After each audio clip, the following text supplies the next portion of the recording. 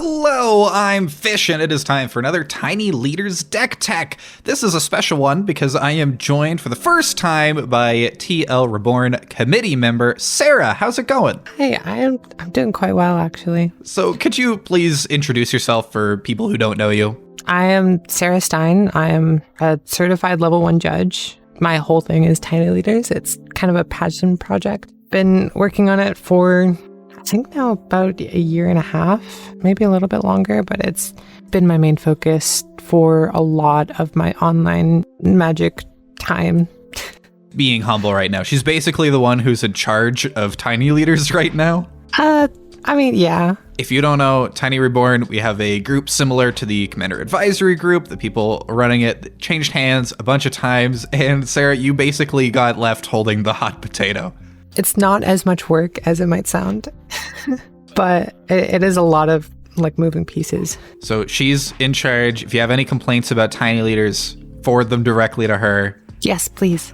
All right, so we are here to talk about your Oswald deck. I want to give a bit of backstory on the deck. I remember seeing this chatter in the Discord about this deck. It was winning a lot of games.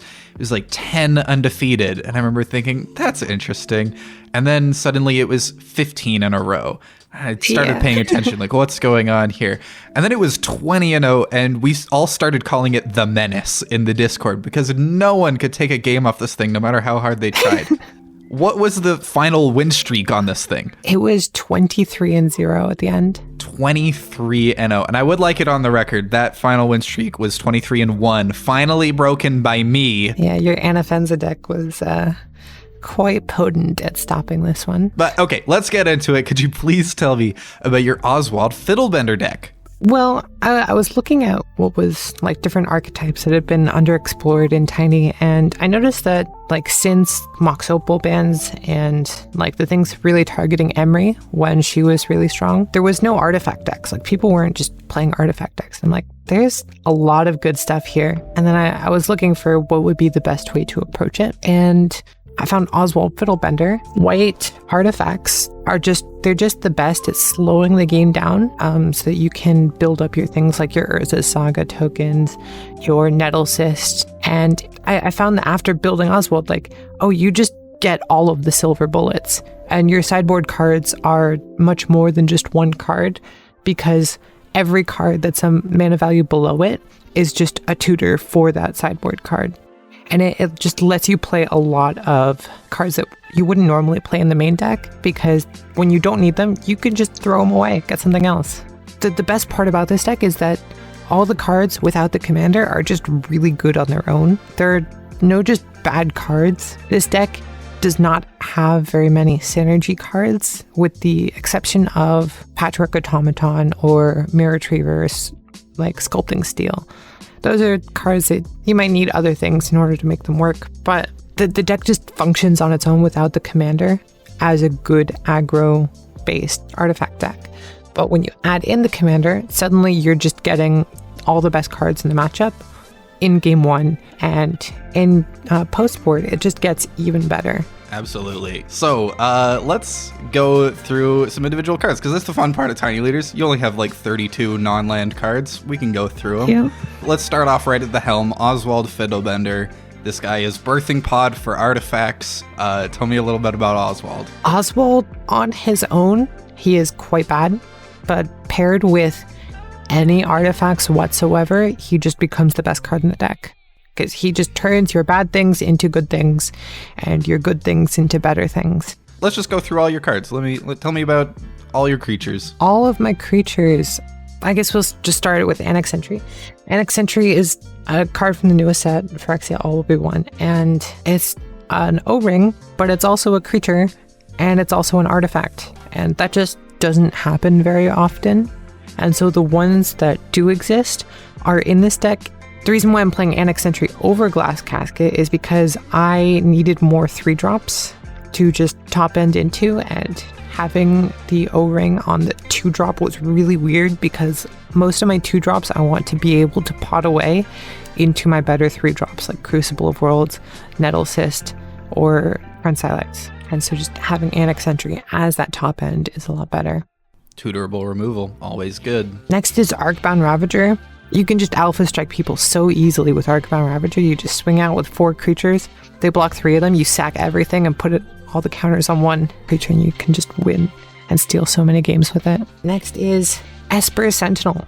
This card is probably the best 1-drop in the deck. It's 1 mana, 1/1 artifact creature, already off to a good start, and it just draws you cards or taxes your opponent, both of which are very good. It doesn't matter if it draws cards. If it's taxing, it's a good value, especially because in this deck, just being an artifact is important and gives upside. Next is Ethersworn Canonist, a tutorable silver bullet. This is a 2 mana 2/2 artifact creature, which is good on its own, but it also gives you a deafening silence effect, which can be extremely strong in some matchups, especially versus like things like burn or control matchups. Next is Ginger Brute. This is a card that you can get off of Urza's Saga. So a creature off of Urza's Saga is very, very good.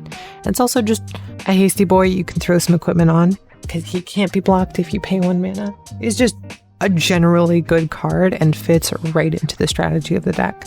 After that is Memnite, 0 mana 1/1 artifact. He's just good. And playing Memnite on turn 1 along with other things can just be really good. It helps you get your Metalcraft for things like Dispatch or Inventor's Fair. Extraordinarily efficient card that can eventually be turned into something better with Oswald Fiddlebender. Next is Mirror Retriever, everybody's favorite little mirror boy. He's great. Mirror Retriever, his only job is to die and get me something cooler. The amount of card advantage that Mirror Retriever gets you is just so nice. Next is Ornithopter. Same idea as Memnite, except Ornithopter is actually better in this deck than Memnite is, because Ornithopter gets sacrificed to Retrofitter Foundry, and you can just get 4/4s randomly on turn 1. Busted. Yeah, Ornithopter, great card. Next is one of the best win cons in the deck, Patchwork Automaton. 2 mana 1/1, but it has Word 2, which is the biggest part of this card. Why does it have Word 2? Who knows? I don't know, but it's good because of it. When you cast almost any spell in the deck, you'll put a 1/1 counter on him. He just gets really, really big very, very quickly. The amount of games that I've won with just playing Patchwork Automaton on turn 1 with Ancient Tomb is nuts. It's so good. The fact that it's a cast trigger too is like you can't really do much to prevent it from getting bigger. Yeah. Especially with like 0 mana artifacts in the deck like Ornithopter, Memnite, and Welding Jar. Next is Phyrexian Revoker. His stats aren't the best, but he is a Pithing Needle on a 2-drop, which is very important because there are more 1-drops than almost anything else in the deck. And Phyrexian Revoker is just really, really strong. There's like no downsides to having this card in the deck because even when it's not immediately useful, you can still just pot it away and then you can get something better. The next card is also a relatively new card. I believe this was from Brothers War Commander. It's Sanwell, Avenger Ace. When he attacks, as long as you have another attacking creature that's an artifact creature, you just prevent all damage that you would be dealt to him. So he's an amazing attacker, especially with things like Ornithopter. Like the other attacking creature just has to be anything. So you just have this invincible 3/1 that attacks. But also, the more important text is when he becomes tapped, you exile 6 cards and you can cast one of them if it's an artifact creature or a vehicle. I have done the math on this, and Sanwell will draw you a card about a third of the time, which doesn't sound like it's all that good, but in play, like you have him out for 2 or 3 turns, he's going to draw an extra card and just snowball value. The next card from Phyrexia All Will Be One that was added to this deck is everybody's favorite Giver of Runes, except it's Skrelv, Defector Might. I wanted to play Mother of Runes in earlier versions of this deck, but I just couldn't afford it. With how the deck was functioning, you just need a certain critical mass of artifacts and artifact creatures. And Skrelv just fixes that problem because he is an artifact creature who is also a Giver of Runes, and that is perfect. This was definitely a big pickup for the deck. Yeah, definitely. It's probably the best pickup from the newest set. Next is Stonecoil Serpent, one of my favorites, because it just randomly has protection from stuff, and that is amazing. Even just getting him out on turn 1 as a 1 mana 1/1 with reach and protection from multicolored can just be really good sometimes. There's also this really interesting part about having it could be a 1, 2, 3, 4 drop, but it's always a 0 drop to Oswald. And having 0 drops is really important because of cards like Retrofitter Foundry, Portable Hole, and Shadow Spear, which are all 1 drops and very important to be able to have access to. And Stone Coil Serpent gives you that access without sacrificing like power for mana value. A lot of sideboard cards are those 1 drops just because it's really easy to just have a 0 drop. The next card is one of the only non-artifact creatures in the deck, Stoneforge Mystic. And people have been very confused about why I play Stoneforge Mystic in the deck when there's only 2 equipments. And the reason is Nettlecyst is just the best beater in the deck, and having 2 mana get your best beater is really good. And Stoneforge Mystic also being able to put Nettlecyst into play through counterspells is really, really strong, as well as having a couple sideboard cards which can be fetched by it, like Sword of Light and Shadow and Citizen's Crowbar. Next is the only 3-drop creature in the deck, other than Annex Entry, I guess, and that's White Plume Adventurer. This card has recently gotten banned in Legacy. I don't think it's an issue in Tiny Leaders. The card is just really strong and can sometimes win games on its own, even without being able to tutor for it. It just sometimes you just have it, and it's just really good. And that concludes all the creatures. There are 15 creatures in total in this deck, which is about normal, I'd say, for a Tiny Leaders deck. So you only have 3 instants and sorceries. Obviously, this is an artifact deck, but tell me about your 3 spells. So playing non-artifacts is really bad in this deck. The value that instant sorceries and enchantments get in this deck it's very low. Like they have a high cost to play, but when you have really, really strong and really, really efficient cards, they can get above that bar to play. And the first one of those is Recommission. And this card is 2 mana Reanimate with upside. It's so good. There aren't very many of these effects in white, just taking stuff from your graveyard and putting it right onto the battlefield. And being able to hit any card in your graveyard is really good. Every single one of my creatures or artifacts can be hit by Recommission, which is just by nature of being a Tiny Leaders deck. And so this card is very good, and I'm very high on this card and Tiny Leaders in general. I think this card is insane. Like, we're already running this card in white just as a worse Unearth, but in this deck, the fact that it also gets about half of your deck is pretty rude. Yeah. And the next 2 cards are Dispatch and Swords to Plowshares. These are just extremely efficient removal spells. Dispatch being just exile target creature when you have Metalcraft, which is pretty easy to get in this deck. Like, it just happens on accident. Even turn 1 or turn 2, this can be active. And so it's just the best removal spell. And then next to that is Swords to Plowshares, everybody's favorite removal spell. All right, let's blitz through these other artifacts, because this is missing the real kind of gears of the deck here. Oh yeah.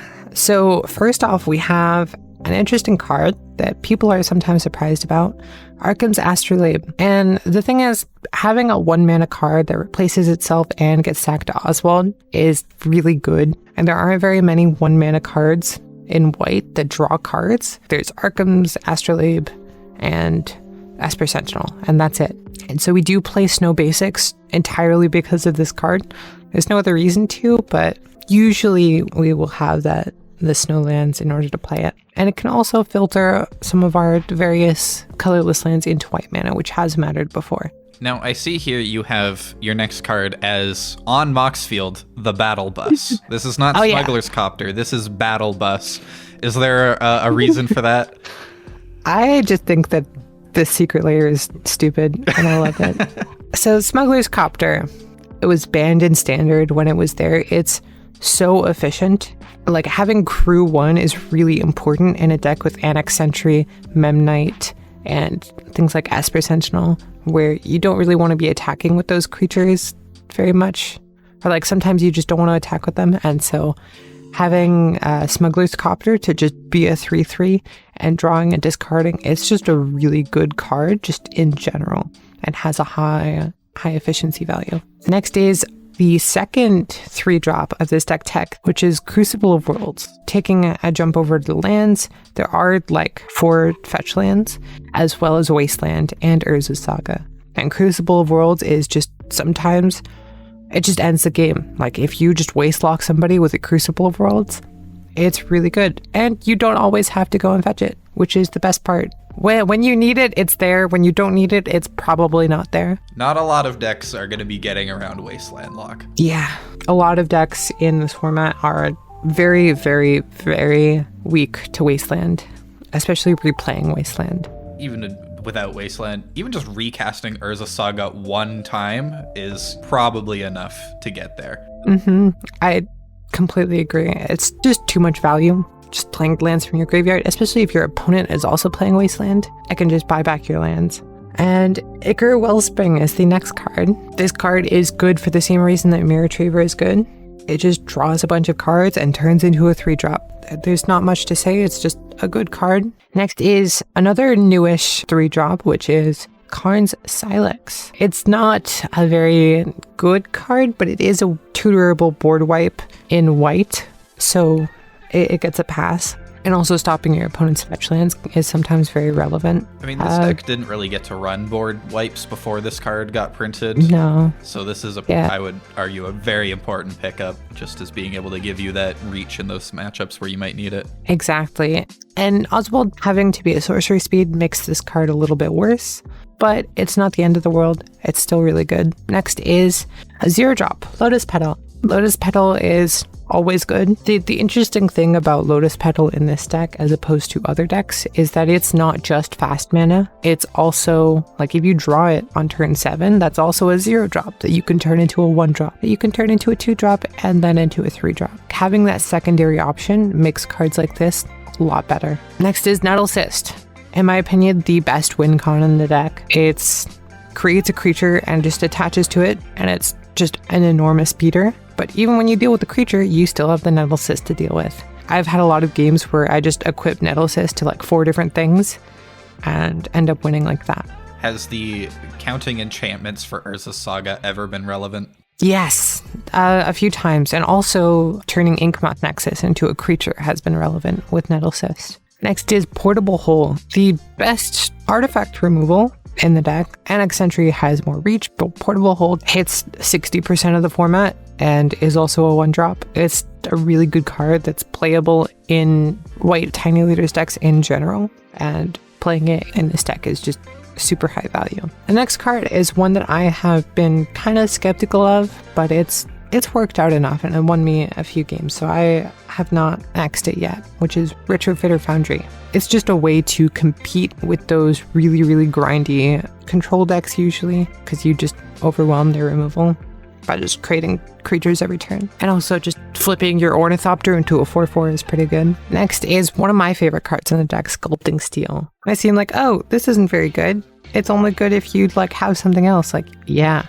And it's just really, really good with your sideboard cards, because turning those into multiples is infinitely more difficult to deal with than just one of them. Copying Nettle Cyst, copying in the sideboard Tangle Wire, and Pithing Needle, Sorcerer's Spyglass, stuff like that. It's just so good. Next is Shadow Spear, another one of the best cards in the deck, tutorable off both Urza's Saga and Stoneforge Mystic. It's sometimes just a really good silver bullet, because having hexproof and indestructible is pretty popular in Tiny Leaders. This is one of the best foils for Geist of St. Traft, for example. Turning Geist of St. Traft into not a hexproof creature is really powerful sometimes. And also just giving lifelink is amazing. And the trample is super relevant too if it's going on. Oh yes. Oh yeah, you put Shadow Spear on a Nettle Cyst token, game's over, it's okay.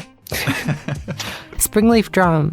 One of the better cards in the deck for reasons that you wouldn't really think about all that much. Springleaf Drum paired with Memnite or Ornithopter is just good artifact ramp, but it's also a good way of triggering Sanwell without attacking with him. Because sometimes Sanwell is your only creature and you don't want to attack with him and have him get killed. Interesting. But tapping him to Springleaf Drum actually triggers his ability, and that can be really, really good. Crazy. Sanwell doesn't care how he becomes tapped. That's interesting. Yep, it is not an attack trigger. It is a tap trigger. Next is Unlicensed Hearse, another one of the main board silver bullets in the deck, while also just being a good card in general. Being able to specify which cards you're exiling is really good. Most of the graveyard hate is just killing everything in the graveyard, or like one card in the graveyard. But Unlicensed Hearse is just keeps churning and lets you play graveyard hate against decks that aren't really graveyard decks, but use their graveyard, and you can just spin it into something else if you need. Next card is Welding Jar, which is way better than it looks. Like, way, way better. It has a lot more equity than I really thought it would going into building a stack. Being able to regenerate almost any card in your deck is really good at hedging against all of the removal in the format, of which there is a lot. For the lands, there's not a whole lot to talk about, except for having our artifact lands in Darksteel Citadel, Treasure Vault, and Ancient Den. They're just artifact lands, and so we play them. Ancient Tomb is being played, but City of Traders is not. This is just because Ancient Tomb is just way better. I don't really have much of a reasoning for that. I tried playing with City and it just doesn't work. I mean, Urza Saga, we already talked about. We don't need to tell anybody how good Urza Saga is. They already know. Yeah. Treasure Vault is an interesting pick. Is this just because it's an artifact land? Or it is just because it is a 0-mana artifact. For the purposes of Oswald, it's a 0-mana artifact, which can get Portable Hold and Shadow Spear, which is just really good. Like, sometimes you just want to destroy your lands to get something cool, especially in late game. Just being able to draw a land and then turn it into a card is really, really powerful, especially when you're flooding out. It just makes its equity so much higher. And that's the whole deck. Wow.